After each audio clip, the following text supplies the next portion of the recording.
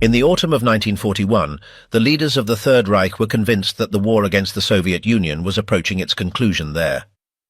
After the start of Operation Barbarossa, the Wehrmacht had chained a series of colossal victories then.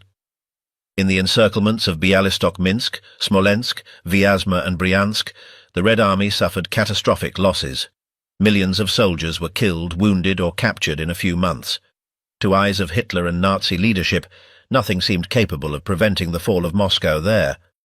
But the Soviet capital was not only a military target. Moscow concentrated the political, administrative and symbolic heart of the Soviet Union. Its loss could trigger the collapse of Stalin's regime there.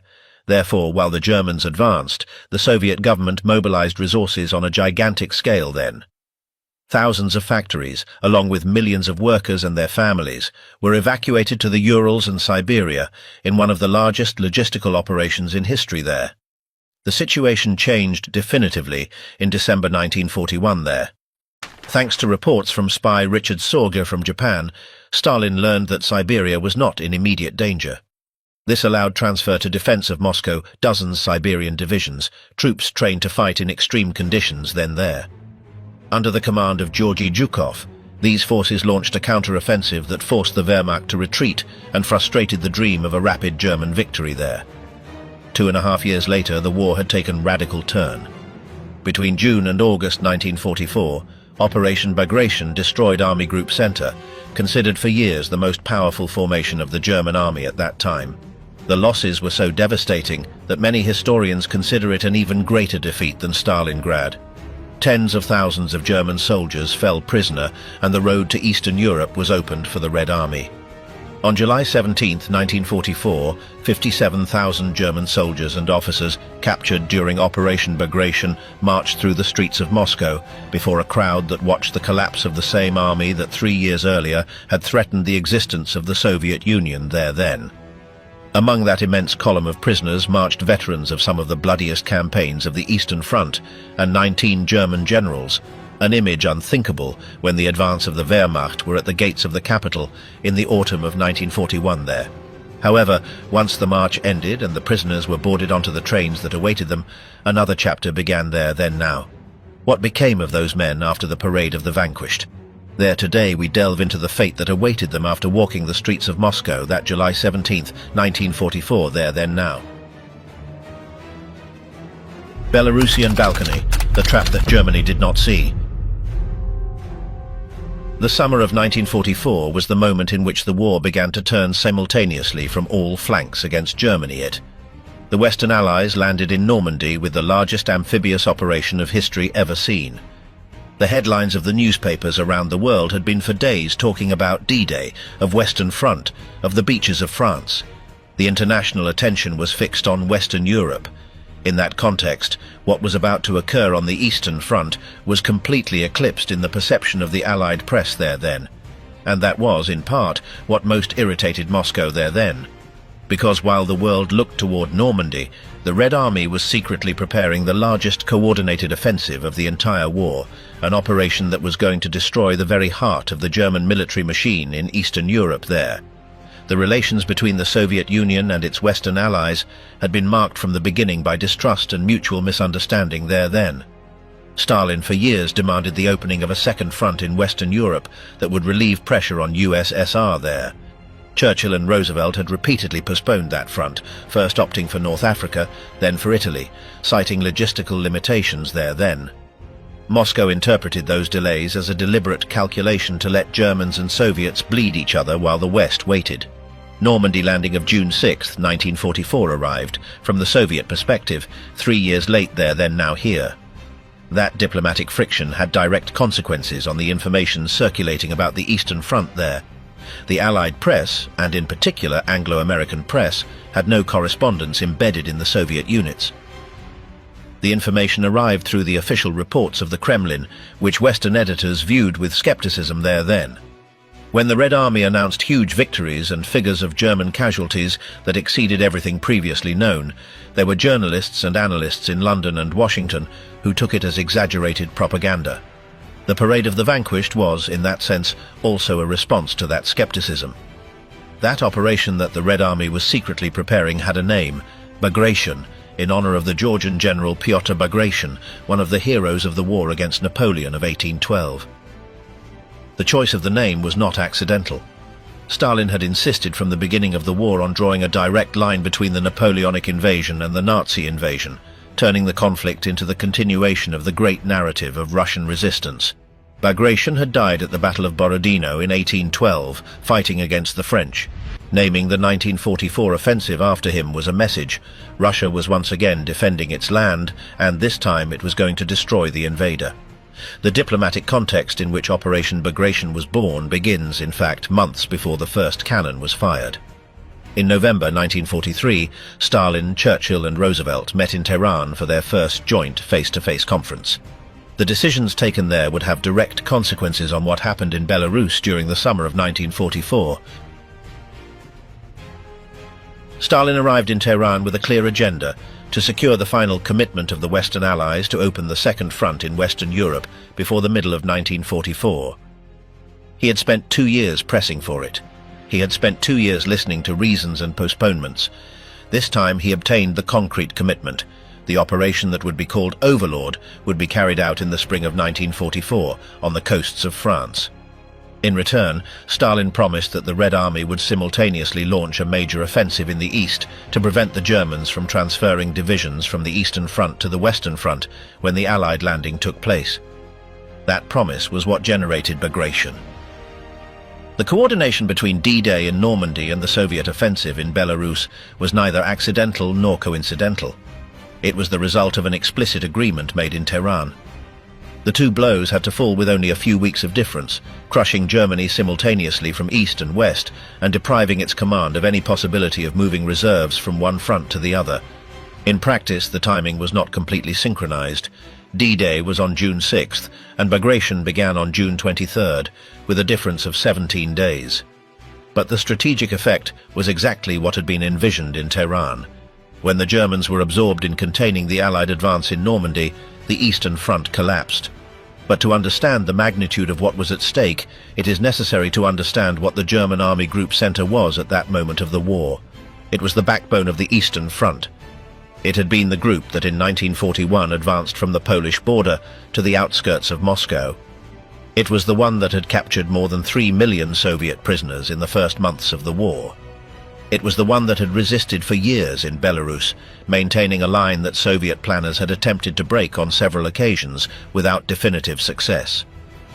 In June 1944, Army Group Center had 4 complete armies under its command: the 3rd Panzer Army in the north, the 4th Army in the center, the 9th Army in the southeast, and the 2nd Army in the south. Dozens of infantry divisions, artillery units, elements of the Luftwaffe integrated into the ground structure. It occupied a huge salient that projected eastward on the front map, penetrating like a tongue into territory that the Red Army had reconquered to the north and south. That salient, known in Soviet analyses as the Belarusian Balcony, was both a defensive position and a potential trap. If the Soviets managed to attack its flanks simultaneously and with sufficient depth, everything inside would be trapped. The density of German forces in that sector was, paradoxically, one of its most serious problems. The men available were sufficient to cover the existing line, but not to establish significant reserves in depth. And the line was so extensive that any penetration of a certain depth immediately created gaps that proved impossible to seal with the available forces. The Germans had learned during the war to strengthen the main positions and to keep armored units in reserve for counterattacks. But the panzer divisions that at another time would have constituted that strategic reserve had been transferred southward to Ukraine and Romania because German intelligence had identified that sector as the main objective of the next great Soviet attack. It was, as would very soon become apparent, a catastrophic mistake. The art of deception, how Zhukov blinded German intelligence. The planning of Operation Bagration began months before its execution and was, in many ways, an exercise in systematic deception. The primary objective of the Stavka, the Soviet General Staff, was that the Germans would not know where the main blow was going to fall. And that required a first-rate disinformation campaign that later historians would classify as one of the best strategic deception operations of the war. The preparatory work was carried out at night. Troop movements toward the starting positions were conducted in total darkness, with radio transmissions minimized to prevent German intelligence from detecting the increase in activity in the sector. Soviet engineers built fake bridges in areas where there would be no real attack, creating the impression of a fictitious offensive concentration. The genuine logistical efforts, the massive storage of ammunition, the movement of tank units, the accumulation of fuel, were concealed under camouflage nets and carried out during the hours of lowest aerial visibility. The roads used for transporting supplies were declared off-limits to traffic during the day. Marshal Alexander Vasilevsky and Marshal Georgy Zhukov, who supervised the operation on behalf of the Stavka, traveled discreetly to the various fronts involved without uniforms that would reveal their rank. Attack plans circulated only in oral form among the highest commanders, with any written communication that could be intercepted strictly prohibited. Lower-level commanders who were going to participate in the offensive were not informed of the details until days before its beginning. The result was that German intelligence reached the erroneous conclusion that the great Soviet blow of the summer of 1944 would fall in the southern sector of the front, in Ukraine, where several devastating attacks had already occurred in the previous months. Consequently, most of the German panzer divisions available on the Eastern Front were moved southward. Army Group Center was left with a ridiculous armored force for the size of the line it had to defend. Only a few panzer divisions against the thousands of Soviet tanks that were secretly concentrating on its flanks. Field Marshal Ernst Busch, commander of Army Group Center, was a competent general but strictly obedient, a soldier of the old German school who did not question the orders of his superiors and whom Hitler appreciated precisely for that docility. Busch had fought in the First World War, and during the early years of the Second had built a solid record without major triumphs or major disasters. What he lacked was the independence of judgment or the willingness to confront Hitler that the situation was going to require. Hitler had formulated his doctrine of fortified strongholds in a directive of March 1944. Certain key cities were to be declared Festungen, fortresses, and defended to the last man regardless of what happened around them. The strategic logic was that these positions, by resisting in the enemy rear, would disrupt the Soviet advance and consume forces that could otherwise be used to continue the offensive, just as in the old days when medieval fortresses could stop an army for entire months or even years. Vitebsk, Orsha, Mogilev and Bobruisk were declared Festungen. Their garrisons received orders not to retreat under any circumstances. Several German generals warned that this doctrine was suicidal when applied to the conditions of the Eastern Front in 1944. General Hans Jordan, commanding the Ninth Army, wrote bitterly that his army was on the eve of another great battle, unpredictable in scope and duration, and that the order to maintain an absolutely rigid defense made any possibility of tactical success impossible. General Georg Hans Reinhardt, commanding the 3rd Panzer Army, warned Busch in March 1944 that if Vitebsk were encircled, as many as 5 divisions would probably become trapped there. His protests were not heard. Busch was also not authorized to withdraw the line in order to shorten it and concentrate forces. He became trapped between Hitler's orders and the reality of a front that he could not sustain with what he possessed. The offensive began on June 23, 1944, exactly 3 years and 1 day after the beginning of Operation Barbarossa. The date was, once again, deliberate. The Red Army was attacking on the anniversary of the German invasion. Symmetry, memory, revenge. What the German soldiers saw unfold before them that morning had no precedent in their experience. Soviet artilleryman Arkady Grigorievich Gurevich, a veteran of the 11th Guards Army, described it this way. During the night of 22nd to 23rd June, he heard tanks taking up their starting positions at low speed, attempting to muffle the noise of their engines. At dawn, the entire horizon was covered with artillery, gun after gun, stretching as far as the eye could see. In front and behind, to the left and to the right, the military chronicler recorded that when the Katyushas fired the first salvo as the starting signal, the noise was so deafening that he had to shout to make himself understood by the companion standing beside him, and the smoke from his cigarette was blown in the opposite direction by the pressure wave of the artillery blasts. The artillery preparation in the sector of the 3rd Belarusian Front lasted 110 minutes. The concentration of fire was such that in some areas German soldiers began retreating from the front line during the bombardment itself, without waiting for the infantry assault to arrive. and that created an unexpected situation. The Soviet assault battalions advanced without waiting for the order, capturing abandoned trenches before their own artillery could adjust its fire. By midday, some units of the 5th Army and the 11th Guards Army had penetrated 8 kilometers in depth and cut the railway line between Vitebsk and Orsha. The Soviet political officer serving as commissar of the 39th Army described something extraordinary in his reports. In some sectors, the assault guards of the 5th Guards Rifle Corps were already attacking before the artillery preparation had ended. Not because of a lack of discipline, but because the Nazis facing them could not endure the bombardment and began withdrawing from the first trench to the second. A battalion commander, Major Fyodorov, was the first to order the immediate attack. Another battalion did the same simultaneously. Within a short time, the companies were crossing the Luchesa River without pausing and penetrating the German artillery positions, overrunning 23 captured guns. By 1300 hours, they had already advanced up to 8 kilometers and taken the railway station of Zamostochye. The blow was simultaneous across multiple sectors. The First Baltic Front attacked from the north. The Third Belarusian Front attacked toward Vitebsk. The Second Belarusian Front attacked toward Orsha and Mogilev. The First Belarusian Front, under the command of General Konstantin Rokossovsky, attacked toward Bobruisk from the south.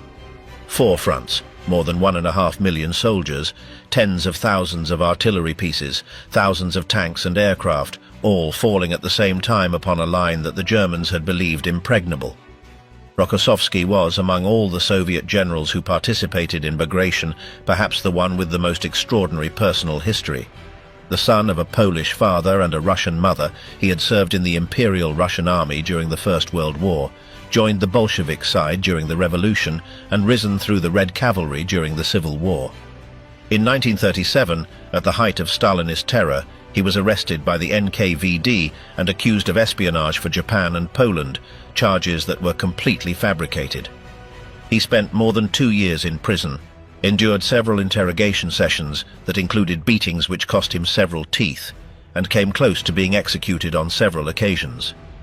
He was released in 1940, when the Red Army was beginning to desperately need every experienced officer it could find, including those it had sent to the Gulag only a few years earlier. Rokossovsky returned to the army without apparent resentment, or at least without ever expressing it publicly. He became one of the finest Soviet generals of the entire war, the architect of the encirclement of Stalingrad, a tactical innovator who knew how to combine operational flexibility with rigorous planning. His contribution to Bagration was decisive. The conception of the double envelopment of Bobruisk that came to be regarded as a model of operational art. He even had the courage to argue with Stalin about the disposition of his forces during the planning phase, proposing 2 separate breakthrough attacks instead of the continuous front that the dictator preferred. After Rokossovsky explained his reasoning 3 consecutive times, Stalin called him a stubborn man and ordered the other participants to leave the room to give him time to reflect. Upon returning, Rokossovsky maintained his position. Stalin yielded, saying that stubborn men are sometimes the ones who are right, and approved the plan exactly as Rokossovsky had proposed it. The result was the Bobruisk pocket. General Reinhardt, commanding the 3rd Panzer Army, understood from the first day that the situation was critical. His left wing was collapsing along the entirety of its front. Late on June 23rd, he was already requesting permission from Bush to withdraw the Army Corps garrisoning Vitebsk. The response was negative. Vitebsk was a festung and had to be defended as such. Army Group Center was not pushed backward, it was split in half. The suicidal doctrine that destroyed Army Group Center. Hitler's doctrine of the fortified strongholds became a sentence of mass death in the first days of the offensive. Vitebsk was the first to fall into the trap. The city had been declared a fortress and its garrison. The 53rd Army Corps, under the command of General Friedrich Gollwitzer, received orders to resist without retreating. While the front around it collapsed, Vitebsk became encircled. The Soviet 13th Army from the north and the 19th Guards Army from the south closed the pocket south of the city on June 24th. Gollwitzer repeatedly requested permission to break out of the encirclement and join the main body of the retreating German forces. The responses arrived late, were ambiguous, or simply did not arrive. Finally, Hitler authorized one division to leave the fortress in an attempt to relieve the pressure, but not for the main body of the corps to withdraw. It was a compromise solution that satisfied no real military objective. The troops that attempted the breakout failed. Those who remained inside Vitebsk were destroyed in street fighting during 26th and 27th June. Approximately 30,000 German soldiers became trapped inside or around Vitebsk. Between 10,000 and 20,000 were captured alive. Only a few hundred managed to escape back to the German lines. Gollwitzer was taken prisoner on June 27th. He remained in captivity until 1955. Of the division commanders of the 53rd Corps, several met an even worse fate. General Robert Pistorius, commander of the 4th Luftwaffe Field Division, died when his final positions were overrun on June 27th. General Rudolf Peschel, commander of the 6th Luftwaffe Field Division, wandered for days through the forests west of Vitebsk before encountering Soviet troops on the 30th of June and dying in the ensuing combat. General Klaus Müller-Bülow, commander of the 246th Infantry Division, survived in the forests until the 7th of July before being captured. The case of Bobruisk was equally catastrophic, although with its own characteristics. The city, also declared a fortress, was enclosed by the pincers of the First Belarusian Front in only 4 days. General Rokossovsky had designed an ingenious tactical solution: 2 penetrations on different flanks of the German 9th Army front that would then converge north of Bobruisk, creating an encirclement before the Germans could reorganize. The generals of the 9th Army saw the trap coming, but could not obtain permission from Bush to withdraw in time. Inside the Bobruisk pocket remained the Hofmeister Group with approximately 24,000 men. When a breakout attempt was authorized, the retreating columns were bombed from the air without interruption. The roads leading west were clogged with destroyed vehicles, dead horses and dead men. The roads near Bobruisk were filled with massacre and death as far as the eye could see, according to Soviet aviation reports.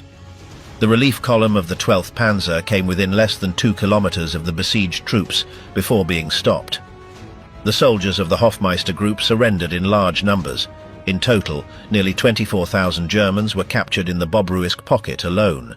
General Hofmeister, captured together with his men, became an active collaborator of the Soviets.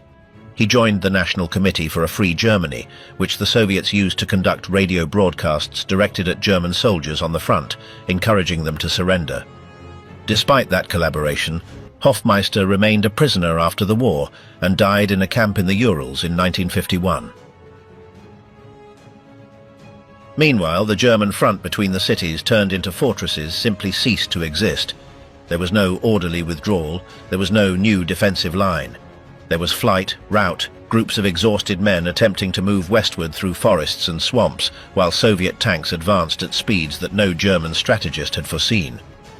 The divisions that had not been trapped in the pockets became shadows of themselves, reduced to a few hundred combatants retreating while abandoning vehicles, heavy weapons and unburied dead. Field Marshal Walter Model, who replaced Bush on June 28th as commander of Army Group Center, assumed command of a formation that had already ceased to exist as a coherent operational entity. Model was considered the best defensive strategist in the German army, the man who had saved the front during several previous crises. But neither his tactical genius nor the reinforcements that began arriving too slowly from other sectors of the front could repair the disaster that was unfolding. On July 3, 1944, the Red Army liberated Minsk. The capital of Belarus had been under German occupation since 28th of June 1941, exactly 3 years. During that time, the city had been transformed into an administrative center of Nazi brutality. Its ghetto had been liquidated, its citizens subjected to forced labor, mass deportations and systematic executions, and its infrastructure partially destroyed. But the liberation of Minsk was not only a political and symbolic event, it was the closing of a gigantic trap. The armored columns of the 3rd Belarusian Front advancing from the north and those of the 1st Belarusian Front arriving from the south closed a huge encirclement east of the capital. Inside remained most of the German 4th Army, along with other elements of the 9th, between 100,000 and 150,000 men, depending on the estimates, completely surrounded with no real possibility of escape. The encirclement east of Minsk was eliminated methodically. The trapped German units attempted to organize themselves into battle groups and break through toward the west, but the territory was controlled by the artillery and aviation of the Red Army. The roads were filled with destroyed vehicles. The men had gone days without eating, many without sufficient ammunition, exhausted after weeks of combat and retreat. The Soviet partisans, who knew every path of the Belarusian forest and had spent years operating in that area, attacked the groups that attempted to move at night. The result was that tens of thousands of German soldiers were captured or died in the forests east of Minsk. The final figures of Operation Bagration are still the subject of debate among historians.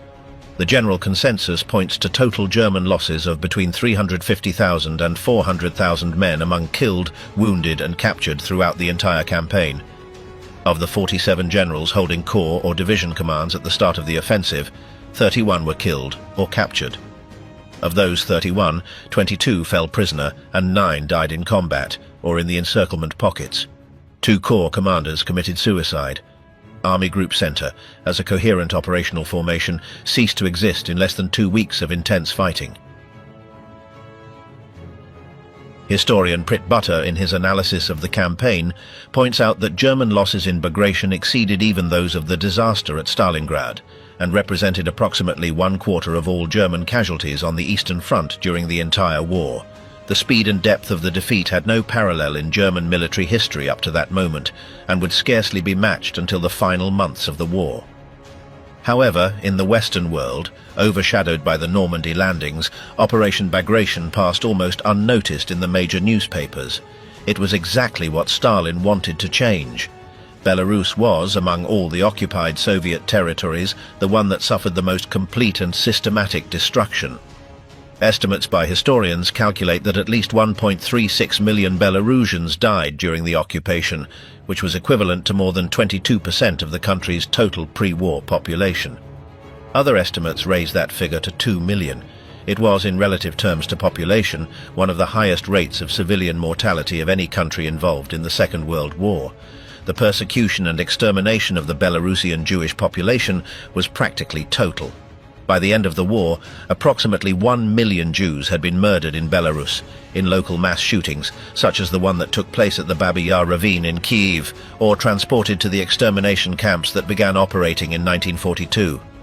In the city of Białystok, today in Poland, the Germans carried out a pogrom on 27 June 1941, only 5 days after the invasion, setting fire to the Great Synagogue with more than 700 people inside. The Minsk ghetto, which at one time housed more than 100,000 people, was liquidated in 1943. Villages suspected of sheltering or collaborating with partisans were burned entirely, with their inhabitants inside. Katyn, where in March 1943 the SS gathered all the inhabitants of the village, locked them inside a barn and set it on fire, became the best-known symbol of that policy. But it was only one of hundreds of similar episodes documented throughout Belarusian territory. Later investigations identified more than 600 villages completely destroyed during the occupation. The partisan resistance was brutal from both sides. The Soviet partisans caused real damage to German lines of communication, blowing up bridges, derailing trains and ambushing convoys. German reprisals followed an explicit doctrine. For every German soldier killed in a partisan attack, between 50 and 100 civilians from the area were to be executed. German anti-partisan operations were euphemistically called security operations, but were fundamentally mass executions of civilians accused or suspected of collaboration. The Belarusian partisans, who had operated in the forests and swamps throughout the occupation, and who, according to Butter, came to number more than 55,000 fighters in the first months of 1943, played a significant role in Operation Bagration, both before and during the offensive. On the night of the 19th to the 20th of June 1944, 3 days before the official beginning of the offensive, the partisan movement coordinated one of the most massive railway sabotage operations of the entire war. In a single night, thousands of explosive charges were detonated along the railway lines crossing Belarus, causing tens of thousands of breaks in the tracks. The result was that German transportation systems in the region became completely paralyzed at the most critical moment, when the German command would have needed to move reinforcements and supplies toward the points of Soviet penetration. It was coordination between the Soviet General Staff and the partisan movement, executed with a precision that would have been unthinkable in the early years of the war. When the Red Army liberated towns and cities during the advance of Bagration, it found villages empty or reduced to ashes, fields strewn with corpses, and sealed wells. The reports of the Soviet political officers and commissars accompanying the combat units record again and again the same expression, that of the civilians they encountered while advancing, a mixture of disbelief, relief, and a profound sorrow that could not be contained in words. The anger of Soviet soldiers was neither abstract nor ideological. Many of them came from those devastated regions or had lost close relatives in areas that had been under occupation for 3 years. It was in that context, with the knowledge of what had happened in Belarus and with the magnitude of the victory beginning to become known, that the idea of the parade emerged. From the trenches of Belarus to the streets of the Soviet capital. The idea of transferring thousands of German prisoners to Moscow and making them march through the streets of the capital responded to several simultaneous objectives, none of them innocent. The first was strictly diplomatic and informational, to demonstrate to the Western Allies in an irrefutable and visual manner the magnitude of the German defeat on the Eastern Front. The Allied press had extensively covered the Normandy landings and expressed doubts about the real extent of Soviet victories in the East. The war reports of the Red Army spoke of dozens of divisions destroyed and hundreds of thousands of prisoners, but in London and Washington some analysts viewed them with skepticism, considering them propagandistic exaggerations. Operation Bagration had not received the same international coverage as Normandy, despite having been militarily much more devastating for Germany. Putting 57,000 German prisoners marching through the streets of Moscow with photographs and film footage was an argument that admitted no rebuttal. The second objective was internal, to raise the morale of the Soviet population. 3 years of war had left the Soviet Union with tens of millions of civilian and military victims, entire cities in ruins, and an economy sustained exclusively by the war effort at the cost of enormous hardships for the population. The Soviet people needed to see in a tangible way that victory was approaching, that the enemy who had caused so much suffering was no longer invincible, that he was being defeated, that the end of the war was not a mirage. The third objective was symbolic, and it was the oldest of all. Moscow had been the ultimate objective of Operation Barbarossa. The Nazis had planned their own victory parade in Red Square. Now it would be they who marched, but not as victors, rather as the vanquished.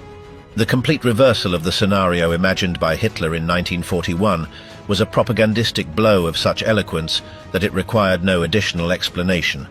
The organization of the event fell to the NKVD, the political police and state security organization of the Soviet Union, under the direction of its chief, Lavrenti Beria.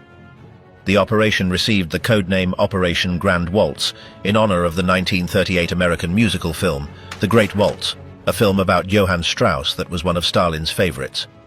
Some have pointed out that the name also referred to the circular nature of the planned route. The prisoners were going to march along the Garden Ring, the great circular avenue surrounding the center of Moscow, completing something resembling a waltz turn around the city. One of the few preparation documents that has entered the public domain is a note from Beria to the State Defense Committee, dated July 15, 1944, informing that the prisoners of war would be led through the streets of Moscow beginning at 1100 hours on July 17th. The brevity of the document contrasted with the magnitude of the operation it described. Many of the archives related to the preparation of the event remain classified or have not been publicly disclosed. The logistics of the event were extraordinary and were executed under the strictest secrecy. Neither the soldiers who would escort the prisoners, nor the prisoners themselves, nor the citizens of Moscow knew anything about what was being prepared. Beginning on July 14th, 18 trains loaded with prisoners started arriving in Moscow from the temporary concentration camps established in Belarus after the offensive. Another 8 trains arrived later. The prisoners were housed in 2 facilities, Dynamo Stadium and the Moscow Hippodrome, both large enclosed areas where they could be contained without the population of the city knowing what was happening inside them. The selection process had been rigorous even before the transfer to Moscow. Of the more than 160,000 German soldiers who had fallen prisoner during Operation Bagration, many had not survived the marches to the prisoner camps. Conditions during the first days of captivity were brutal. Many prisoners had gone days without food when they were captured, were wounded, exhausted, and in many cases without footwear because Soviet guards had taken their boots. Those who died during the marches to the rear represented, according to some historical sources, nearly half of the total German losses during the operation when all causes are combined. Those who arrived at the camps in condition to remain standing were the ones selected for the parade. Before the parade, those selected men were well fed and supplied with abundant water so that they could endure the march of several kilometers through the streets of Moscow without collapsing halfway through the route. A spectacle of prisoners falling onto the pavement would have ruined the staging. At the same time, the deliberate decision was made not to allow them to wash or shave. The people of Moscow had to see their enemies exactly as they had arrived from the front, dirty, unkempt, defeated. Not a clean and orderly representation of the German army, but the reality of what remained of it. The 19 generals captured during Bagration were transferred to Moscow on the 16th of July. They were joined by 6 colonels and lieutenant colonels. Unlike the rest of the prisoners, the generals would march in full uniform with their decorations and medals. The instruction was to present them exactly as what they had been, the commanders of an army that had attempted to invade and destroy the Soviet Union. Their names, ranks, and positions would be published in the newspapers. Among those generals were figures who would meet very different destinies after the war. General Paul Volkers, commander of the 27th Army Corps, would die in Soviet captivity. Friedrich Gollwitzer, the commander of the 53rd Corps trapped at Vitebsk, would be convicted as a war criminal and released only in 1955, after 10 years of captivity. Vincenz Müller, commander of the 12th Army Corps, took an unexpected direction.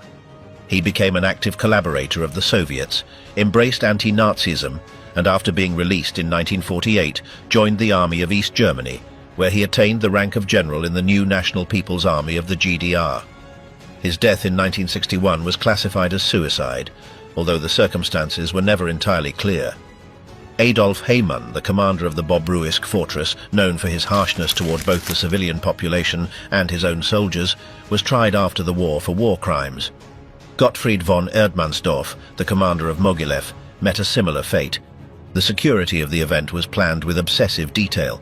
Although visually the prisoners appeared to be guarded by only a handful of Soviet soldiers and horsemen carrying sabers, the reality was completely different.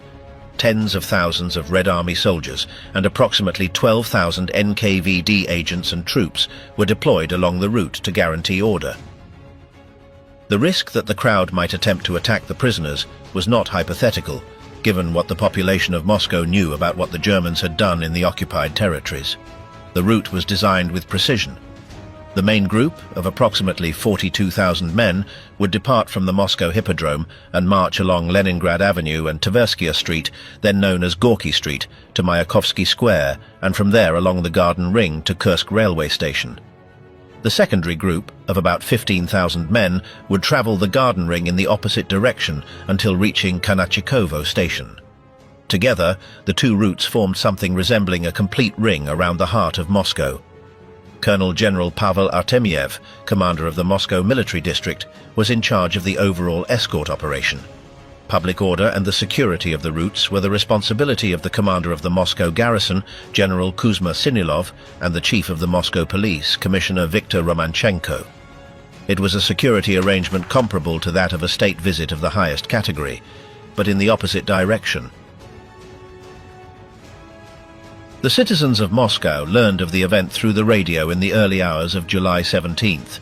The chief of the Moscow police issued a statement published on the back page of Pravda, informing that 57,600 German prisoners of war would be led through the city center beginning at 1100 hours, detailing the routes and warning that traffic would be restricted. Citizens were urged to respect the order maintained by the police and not disturb the prisoners in any way. It was a warning that, in the Soviet context of 1944, carried the weight of an order. The morning of July 17, 1944, dawned with a moderate temperature in Moscow. From the earliest hours, citizens who had heard the radio broadcast began occupying the sidewalks along the planned route. It is estimated that more than 120,000 people, including city residents and visitors arriving from other parts of the country, gathered along the streets. At exactly 11 o'clock, the prisoners began leaving the hippodrome in columns of 600 men, 20 per row. That format, 600 men in rows of 20, was repeated throughout the entire route, creating a procession that witnesses described as endless. From any point along the route, the column stretched as far as the eye could see in both directions. The generals marched at the front. They wore their full uniforms with their decorations, exactly as had been planned. There were 19 generals and 6 colonels, a total of 25 men holding senior command. They were followed by more than 1,200 officers of various ranks, also in uniform, although in many cases in deplorable condition. Behind them came the mass of enlisted soldiers and non-commissioned officers wearing the clothing in which they had been captured, without any kind of banner or fanfare, without music or military marches. The Soviet writer and journalist Boris Polovoy, sent by the newspaper Pravda to cover the event, left an account that was published the following day and became one of the most widely reproduced texts about the parade. In it, he described the generals in the front row. Some of the most senior among them had marched in victory parades through various European capitals during the years of German conquest, through the streets of Paris, Warsaw, Amsterdam. Now they were marching through Moscow, but in the opposite direction of victory. Polovoy pointed out that these generals, who had brought death and destruction to the territories they occupied without showing any sign of a guilty conscience, now felt visibly uncomfortable under the silent and intense gaze of the Muscovites lining the sidewalks. According to Polovoy's account, General Adolf Hamann, known for his harshness as commander of the Bobruisk fortress and with a documented record of cruelty also in Orel, advanced slowly and without ever lifting his eyes from the ground before his feet. General Gottfried von Erdmannsdorf marched in full uniform and medals, but looked around with an expression that the journalist described as furtive, hunched over as if trying to reduce his height every time someone in the crowd shouted an insult or a whistle. General Herbert Michaelis, a short and stout man with a ruddy face whom Polovoy described as known for his cruelty, even toward his own soldiers, marched wiping sweat from his shaved head with a smile that the journalist characterized as the worst possible response. Beside him, a tall and thin lieutenant general looked at the spectators with open hatred, making no attempt to conceal it. The reaction of the crowd was more restrained than the organizers perhaps expected, and at the same time more varied. Most Muscovites watched in silence. A silence that the German witnesses themselves described years later as more intimidating than any shouting, because it was the silence of someone looking at something without granting any value to what they see. Some shouted insults. Some women, especially women, cried out, "Death to Hitler" or "Death to Fascism," the two wartime slogans that had dominated Soviet propaganda for 3 years. There were isolated attempts to throw stones or objects at the prisoners, which were immediately stopped by NKVD personnel. In general, order was maintained. The prisoners also reacted in different ways to the strange spectacle into which they had involuntarily been transformed. Some looked at the spectators with open hatred, making no effort to hide it. Others observed them with something resembling curiosity, as if they still could not fully process where they were. Most kept their eyes forward and displayed an indifference that could have been either stoicism or pure exhaustion. One of the prisoners who participated in the parade, Bernhard Braun, recalled it years later in an interview. He asked himself, while walking through the streets of Moscow, whether he felt humiliated. His conclusion was probably not. Worse things happen in war, he reasoned. They were accustomed to obeying orders, and walking through the streets of Moscow was simply the latest order they were carrying out. Another prisoner, whose testimony is recorded by historian Prit Butter, provides a different perspective. He describes the days preceding the parade, the daily 30-kilometer marches along the roads of Belarus after the surrender, Soviet guards taking leather boots from officers so they would march barefoot, those unable to keep pace being shot in the ditch, the first days without any food at all, the blisters on their feet, the blankets stolen during the first night of captivity. And then Vitebsk, the trains, Moscow, the propaganda parade in which the Russians wanted to show how many prisoners they had captured, women cursing, children spitting, the appearance of filthy scum, in his own words, because no one had been able to wash or shave, many with blood-stained bandages. The distinction between those two accounts, Braun's and that of the anonymous prisoner from Vitebsk, points to something important. The parade was not a uniform experience. For those who had survived the worst weeks of the collapse of Army Group Center, walking for days through the forest, without food, fleeing Soviet artillery, walking through the streets of Moscow well-fed and without anyone killing them was, in a certain sense, a relief. For those who had been captured under less extreme circumstances, it was fundamentally a humiliation. The first group, consisting of 42,000 men, completed its route in 2 hours and 25 minutes. The second group took more than 4 hours to reach its terminal station. Upon reaching the end of their respective routes, the prisoners were immediately loaded onto the 25 trains, waiting to transport them to prisoner-of-war camps. Beria informed the State Defense Committee that by 1900 hours on July 17th, all the trains were in motion. How 57,000 prisoners changed the international perception of the war. At the end of each column, bringing the parade to a close, tanker trucks moved along, spraying the street pavement with water. The gesture combined the practical and the symbolic in a way that could hardly have been more eloquent. The practical. Several prisoners had developed stomach ailments during the days spent at the stadium and the hippodrome, and the asphalt required genuine cleaning after the passage of 57,000 men under those conditions. The symbolic. The streets of Moscow were being literally washed clean of the invaders' presence. The Hitlerite filth, as the Soviet press described it, was being rinsed from the ground of the capital. The image of those tanker trucks cleaning the asphalt that the prisoners had walked upon became one of the most reproduced and remembered of the entire event. It circulated in the international press, in Soviet documentary films, and became part of the iconography of the war in the collective memory of the Soviet Union. It was a perfect ending to a performance that had been calculated with meticulous precision from the very beginning. The message carried by that gesture possessed a perfect economy of narrative. What had passed through the streets of Moscow deserved no lasting mark, no trace, no footprint, only clean water. The images of the parade traveled around the world with remarkable speed for the period. Photographers from the Sputnik agency, TASS, and the camera operators of the Soviet newsreel had documented every moment of the event. The generals marching with their medals, the columns of soldiers along Tverskaya Street, the silent crowds on the sidewalks, the tanker trucks at the end of the procession. The black and white footage captured the scale of the event with a clarity that left no room for doubt. The New York Times of July 18, 1944, published the story under the headline, "57,000 Nazis parade in Moscow as prisoners from White Russia." Correspondent W.H. Lawrence, who covered the event from the Soviet capital, described the parade in detail. The columns of men that seemed endless, the restrained reaction of the Moscow public, the generals at the front with their uniforms and decorations. It was difficult to argue that this was propagandistic exaggeration when 57,000 prisoners were physically visible in the streets of an Allied capital, and the photographs documented it clearly. The effect on the international perception of the Soviet campaign was immediate. The doubts of the Allied press regarding the figures Moscow gave for German losses on the Eastern Front evaporated. If there were 57,000 prisoners marching through the streets of Moscow, there had been a German catastrophe of extraordinary dimensions, and indeed there had been. Army Group Center, the backbone of the German military presence in the East, had ceased to exist as a fighting entity. However, there were also dimensions of the event that the careful Soviet staging kept outside the visual field of spectators, both inside and outside the Soviet Union.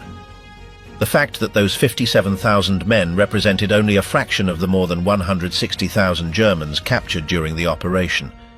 Those who paraded through Moscow had been selected precisely because they were the most robust, the ones capable of enduring several kilometers of marching without collapsing. Those who were not in physical condition to do so had been excluded, and before that, those who had not survived the initial marches from the places of capture to the temporary camps had already been left behind along the way.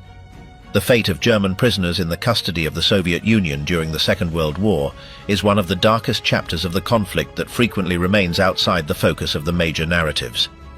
Of the more than 3 million German soldiers captured by the Red Army throughout the conflict, approximately 1 million died in captivity. Conditions in the Soviet camps were extreme. Intense cold in facilities located in the interior of the country, chronic hunger, and forced labor under physically devastating conditions. Mortality during the first months of captivity was especially high because the men arrived already in a state of physical exhaustion.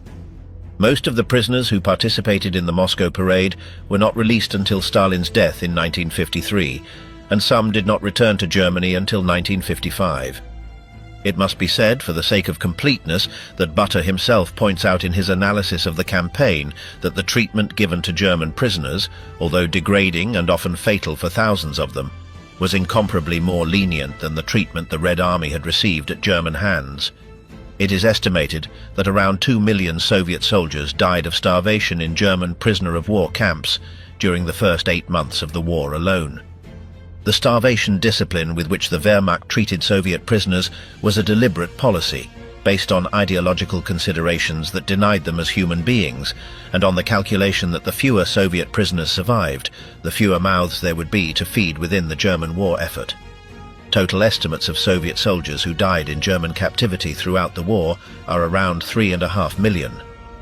None of these circumstances make the suffering endured in Soviet captivity acceptable, but they place the event of July 17, 1944, within its complete historical context. The parade of the vanquished was not an act of clemency. It was an act of political and propagandistic triumph. The men who marched through Moscow on that July morning would, in many cases, spend another decade in labor camps before returning to a Germany that by then was already a different country from the one they had left. The impact in Germany and the parades of revenge. The reaction of the German High Command to the Moscow parade was, according to the available sources, one of fury. The event had been such a spectacular and well-documented demonstration of power that it was impossible to minimize or contradict it with propagandistic arguments. The damage to the image of the Wehrmacht's invincibility was irreparable because the evidence appeared in the photographs circulating through the international press. According to historical sources, the German command hastily ordered the organization of its own counter-parade of Allied prisoners in Paris, making captured American and British soldiers march through the streets of the French capital. The result was, in every sense, an image of German decline. The Paris parade was considerably smaller in numbers and visual impact, and it was internationally perceived for what it was, an improvised response to a superior propagandistic blow. By the time it took place, the Allies were already consolidating their position in Normandy and preparing the advance toward Paris. The city would be liberated on August 25, 1944, less than 6 weeks after the Moscow parade. The German counter-parade remained as a final gesture of a power that was already retreating on every front. 1 month after the Moscow event, on August 16, 1944, a similar march took place in Kyiv. A column of 36,918 German prisoners, including 549 officers, marched through the streets of the Ukrainian capital. Kyiv had suffered losses during the German occupation even more devastating than those of Minsk. The Babi Yar ravine, on the outskirts of the city, had been the scene of one of the largest massacres of the war. Between 29 and 30 September 1941, the SS and their local auxiliaries shot 33,771 Jews there in 36 hours. In the following years, the site continued to be used as a location for mass executions until the total number of victims exceeded 100,000 people. The parade of German prisoners through Kyiv on August 16, 1944, therefore carried an emotional weight even more intense than that of Moscow. The reactions of the crowd were, according to the available testimonies, more difficult to contain, more charged with a pain that had no outlet other than anger. The model of the Parade of the Vanquished, as a tool of propaganda and demonstration of Soviet military power, was not repeated after the war. The Soviet Union chose other formats to celebrate the final victory over Germany. The Great Victory Parade of June 24, 1945 in Red Square, where Soviet marshals paraded on horseback and soldiers threw the captured flags of German units at the foot of Lenin's mausoleum, became the ultimate symbolic culmination. That parade celebrated the victors. The one in July 1944 had displayed the vanquished. While the prisoners were marching through Moscow on July 17th, Operation Bagration had not yet concluded. The Red Army continued advancing westward. In the days following the fall of Minsk, Soviet forces continued their drive toward Lithuania, toward the border with eastern Poland. By the end of July, Soviet spearheads had advanced more than 500 kilometers from their starting positions and were standing at the gates of Warsaw. It was precisely at that moment, with the Eastern Front in full motion and the Red Army on the outskirts of the Polish capital, that the Warsaw Uprising began. On August 1st, 1944, the Polish Home Army, the Armia Krajowa, launched its insurrection against the German occupation. The expectation was that the Red Army would cross the Vistula and come to their aid. Soviet troops were literally visible from the neighborhoods on the opposite bank. That did not happen. The Polish uprising lasted 63 days before being crushed by the SS with a systematic brutality that left the city virtually in ruins and caused approximately 200,000 Polish civilian casualties. The reasons why the Red Army did not actively intervene remain one of the most heated historiographical debates concerning the Second World War. General Rokossowski argued after the war that his troops were at the limit of their logistical and physical capacity, and that an assault across the Vistula would have required an entirely new major operation. Stalin, for his part, had no interest in facilitating the victory of an uprising organized by the Polish government in exile in London, which was deeply anti-Soviet. The truth probably includes both factors. What is indisputable is that the geography of the Soviet advance during Bagration and the weeks that followed created the conditions under which that uprising became possible, and also the conditions under which it was abandoned. The Moscow parade of July 17th had celebrated an enormous victory. 2 weeks later, that same victory created the stage for a Polish tragedy that would remain unresolved for decades. The underestimated historical significance. Operation Bagration and the Parade of the Vanquished that crowned it are, within the field of Western historiography, among the most underestimated episodes of the entire Second World War. For decades, the dominant narrative of the conflict in Western Europe revolved around D-Day, the campaign in France, the liberation of the Netherlands, and the Battle of the Bulge. The Eastern Front, with its apocalyptic dimensions and casualty figures that far exceeded anything that occurred on the Western Front, remained in the background. The reasons for this displacement are multiple. The Cold War made the Soviet contribution to the defeat of Germany a politically uncomfortable subject in the West. Recognizing the decisive magnitude of the Soviet effort implied recognizing the magnitude of Soviet power, something Western governments had no interest in emphasizing during the decades of tension with Moscow. The Second World War memoirs that dominated the popular narrative in Europe and America were written primarily by Westerners or by Germans whose focus was on the Western Front or by Holocaust survivors. The experience of the Eastern Front was relegated to a grey area of Western collective memory. To this was added an asymmetry of access to sources that lasted for decades. Soviet archives remained closed to Western researchers throughout the entire Cold War, and German archives concerning the Eastern Front, although more accessible, were written from the perspective of the defeated side, with all the bias that implies. The German generals who survived the war and wrote their memoirs in the 1950s tended to present the Eastern Front as a heroic struggle against overwhelming numerical superiority, minimizing their own mistakes and the crimes committed, and placing emphasis on German resistance rather than German defeat. Bagration barely appears in those memoirs because it is difficult to find a heroic angle in such a total and rapid collapse. Cinema also played its part. Hollywood built the visual narrative of the Second World War centered on the Pacific and the European Western Front. The major war productions, from the 1940s through the end of the 20th century, depicted Normandy, Italy, the Ardennes, and Berlin viewed from the West. The Eastern Front, when it appeared, served as the backdrop for individual survival stories rather than as the main stage of the war. Bagration has no film. Stalingrad has several, although even Stalingrad took decades to be treated with the seriousness it deserved outside Soviet cinema. The result of all this is a persistent distortion in the popular perception of the Second World War that academic historiography has spent decades attempting to correct with limited success. In opinion polls conducted in Western countries, when citizens are asked which power was most decisive in the defeat of Germany, the most common answer remains the United States. In polls conducted in the former Soviet Union and in Russia, the answer is the USSR. Neither answer is completely wrong, but the first is further removed from what the numbers indicate. However, the numbers do not permit revision. 80% of German military casualties throughout the war occurred on the Eastern Front. Operation Bagration destroyed more German divisions in less time than any other operation of the conflict, including Operation Overlord itself in Normandy. Army Group Center, which for years had represented the hardcore of the German war machine in the east, ceased to exist as an operational force in less than 2 months.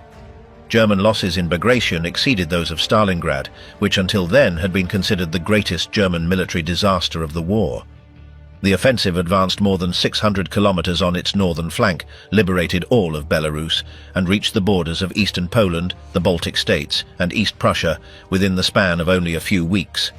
There is also a more uncomfortable reason for the Western neglect of Bagration, and it has to do with what the Soviet victory meant in long-term political terms. The advance of the Red Army to the Vistula in the summer of 1944 was not merely a military victory. It was the creation of the fates accomplice that would determine the map of Europe for the following 40 years. Every kilometer the Red Army advanced was a kilometer that would remain under Soviet influence when the war ended. Poland, Czechoslovakia, Hungary, Romania, Bulgaria, East Germany. The fate of all those countries was decided to a great extent by where the Soviet tanks stood when Germany surrendered, and those tanks were where they were because Bagration had carried them there. Celebrating Bagration in the West implicitly meant acknowledging that the political configuration of Eastern Europe that followed the war was the direct result of a victory that no one in the free world was particularly eager to celebrate. The Parade of the Vanquished was the visual culmination of all this, a political staging whose consequences were felt immediately. The Western Allies revised their understanding of the balance of forces on the Eastern Front. The Third Reich felt the propagandistic blow at a moment when its ability to respond with deeds was minimal.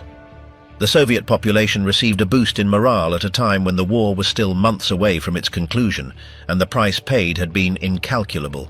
And 80 years later, the images of those 57,000 men marching along Tverskaya Street remain the most eloquent representation available of what happened in Belarus during the summer of 1944.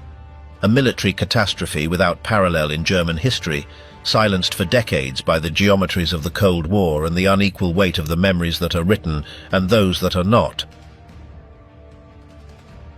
The enigmas that remain. Despite the available documentation, there are aspects of the Parade of the Vanquished that continue to be subject to uncertainty or debate among historians. The first is the exact number.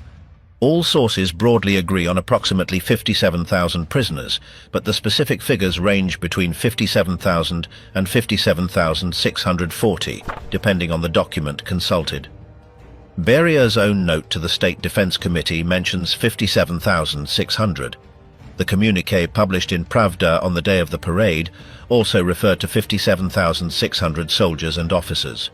The discrepancies are minor, but they point to the fact that the precise accounting of an event of such magnitude, organized in secrecy within a few days under wartime conditions, inevitably left room for imprecision. The second question is authorship of the idea. Was it really Stalin who conceived it?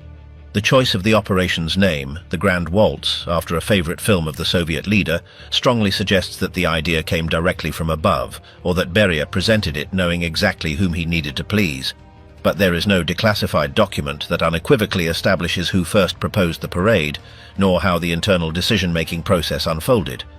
Many of the NKVD archives related to the operation remain classified, or simply have not been publicly released to this day. The third is the question of how much the parade influenced Allied perceptions of the Soviet offensive. It is undeniable that the images circulated in the Western press and that skepticism regarding Soviet figures on prisoners diminished noticeably after July 17, 1944. But how much specific weight the parade had in the strategic analyses of Allied general staffs compared to the accumulating evidence of Soviet advances on the front map is a question that does not have a documented answer with the level of precision historians would prefer.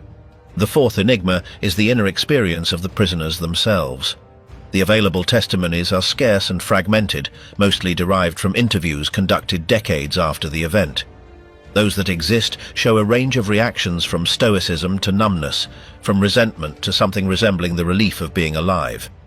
Post-war oral histories of German veterans collected some accounts of the parade, but the need to reconstruct a German national identity after the collapse of Nazism created powerful social pressures to silence or reinterpret certain wartime memories, particularly those involving humiliation or defeat.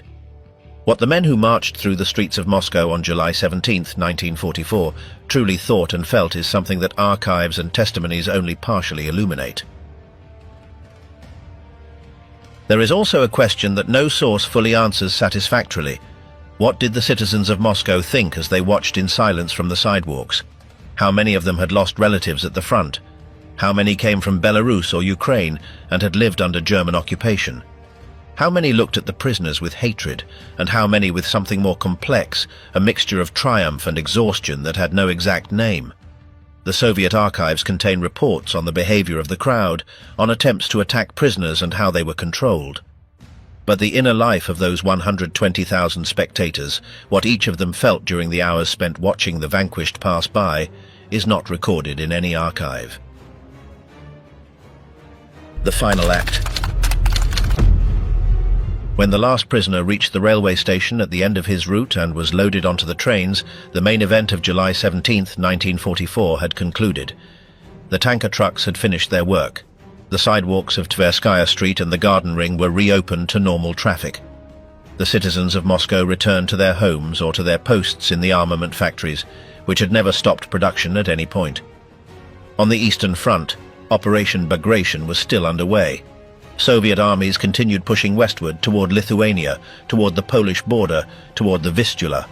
The war would last another 10 months, with everything that those 10 months implied in terms of combat, destruction and casualties on both sides. The cost paid by the Red Army for Bagration was already known in broad terms: 180,000 dead or missing, and 590,000 wounded in just a few weeks of offensive, with the loss of nearly 3,000 tanks, 800 aircraft, and 2,500 artillery pieces. The 57,000 men who had marched through Moscow were sent to prisoner-of-war camps. Most would not see Germany again until 1953, and some until 1955. Several died in captivity. The generals who had marched at the head of the column faced different fates. Some were tried for war crimes, some received sentences and were released late. Some collaborated with the victors, some died in obscure labor camps in the Urals. Vinzenz Müller built a new career in East Germany. Friedrich Gollwitzer returned to the Federal Republic at the age of 64. Paul Volckers did not return.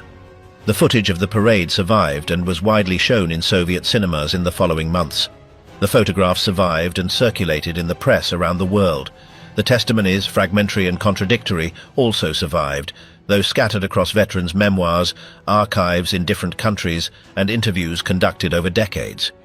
And the Garden Ring of Moscow, the great circular avenue along which the German prisoners marched in columns of 600 men, remains today the same artery that separates the historic center of the city from its first urban belt. The buildings that lined the parade route were mostly demolished or renovated in the following decades. The asphalt has been replaced many times. There is no plaque marking the route. In Germany, the name Bagration took decades to enter popular historical memory. The narrative of Germany's defeat in the East was for years a story of heroic resistance against overwhelming Soviet numerical superiority, of ordinary soldiers caught in a war of annihilation they had not chosen. The role of the Wehrmacht in the atrocities committed in the occupied territories, the complicity of commanders and troops in the crimes of occupation, was minimized for decades. The generals who had marched at the head of the Moscow parade returned to a Germany that preferred not to ask too many questions about what its armies had done in Belarus. In the Soviet Union, the parade of the defeated became part of the narrative of the Great Patriotic War, the Soviet term for the Second World War, with a carefully managed mythic density. Footage of the parade was shown in cinemas, included in documentaries, and broadcast on anniversaries. The story it told was that of the Soviet people who endured the most brutal invasion in history and defeated it. It was a true story in its broad outlines, although the official management of memory systematically erased other aspects.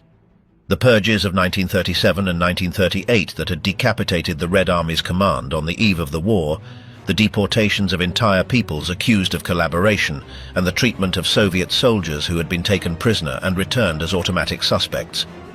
On July 17, 1944, for a little over 6 hours, the Garden Ring was the avenue along which the defeated marched.